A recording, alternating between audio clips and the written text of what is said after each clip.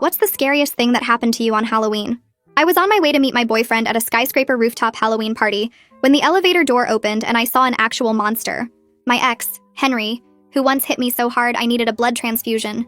My whole body locked up behind my masquerade mask and heavy makeup, the elaborate costume suddenly feeling like both armor and a trap as he stepped into the elevator without even glancing at me. Henry pressed the button for the roof and leaned against the wall, scrolling through his phone, completely unaware that the woman in the corner dressed as a plague doctor was me. The mask covered everything but my eyes, and the historical costume included gloves, a full cloak, and boots that changed my height. But my heart was hammering so hard I was sure everyone could hear it. There were 3 other people in the elevator, which made me feel slightly safer as we rose from the parking garage basement toward the lobby. A couple dressed as zombies were making out in the corner, and a guy in a Superman costume was texting, creating a buffer between Henry and me. But I knew that would change as people got off at different floors. The elevator stopped at the lobby and more people got on, pushing me further into the corner, and Henry had to step backward, closer to me. I could smell his cologne, the same one he'd been wearing the night he'd thrown me down the stairs because I'd smiled at a male barista.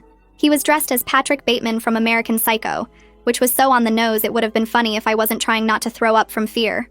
"Cool costume," he said to me casually as we passed the 3rd floor, and I just nodded, not trusting my voice even with the mask muffling it. The zombies got off at floor 5. The Superman got off at floor 8. By floor 12, it was just me, Henry, and an older woman dressed as a witch. Gray was waiting for me on the roof, probably checking his phone and wondering where I was.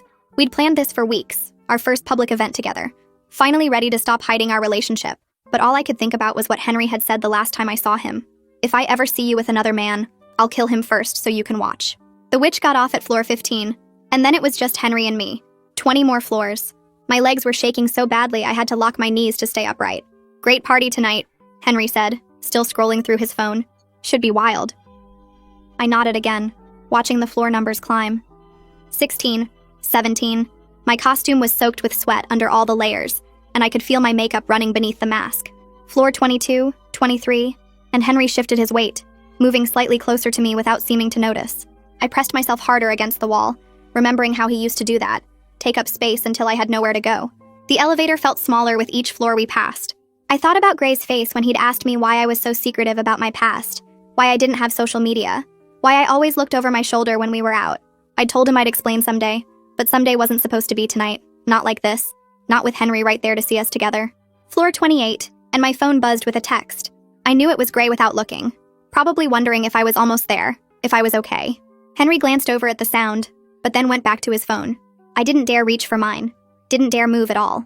"You know, you're really committed to staying in character," Henry said as we passed floor 30. "Haven't said a word this whole ride?"